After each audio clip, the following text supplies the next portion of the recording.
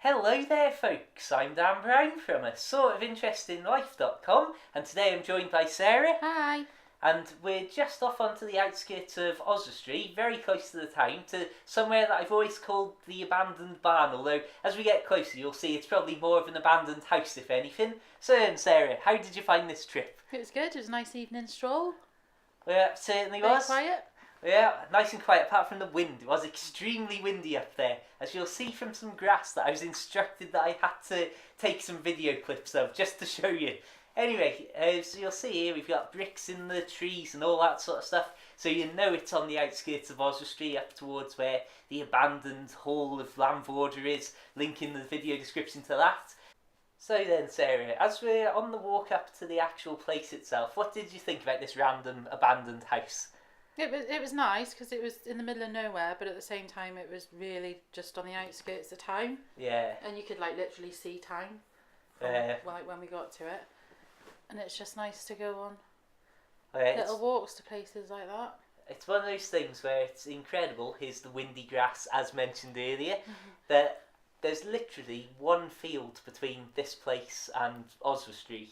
And you'll see just as we get to it now, when I talk about it being abandoned and derelict, it pretty much is in the state of decay and crumbling around us. So don't spend too long in there, I say, or any time at all.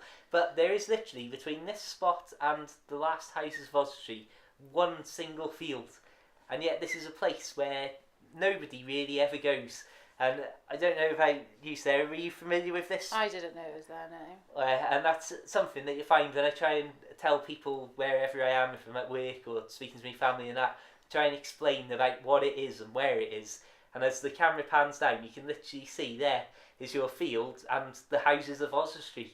And it's one of those, it's almost the frustrating thing of nobody knows that, or not a lot of people know. They don't know it's on their doorstep, do they? And looking on the inside, you can see that even the second story there, or I don't know, first floor, I don't know my floors and stories, but you can see that it's literally collapsing and so on. And I don't know how we got this footage, because I certainly wouldn't have been stupid enough to walk up a rotten, falling apart house's wooden beams. I know that much. Did you walk? I don't remember you walking up it. Well, there you have it, no, folks. No, you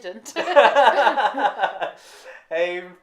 But yeah, again, just wanted to get this on camera and post this as another one of those random places. I suppose technically, one of the things I should say is that probably one of the reasons that a lot of people don't know about this place is that I'm not entirely certain that we should actually be here, and certainly not at this level looking through the top window there. It's nice looking at places like that though. Yeah, it's just nothing fantastic. Interesting, but it's just nice to, see how old it is and what the weather does to it. Yeah.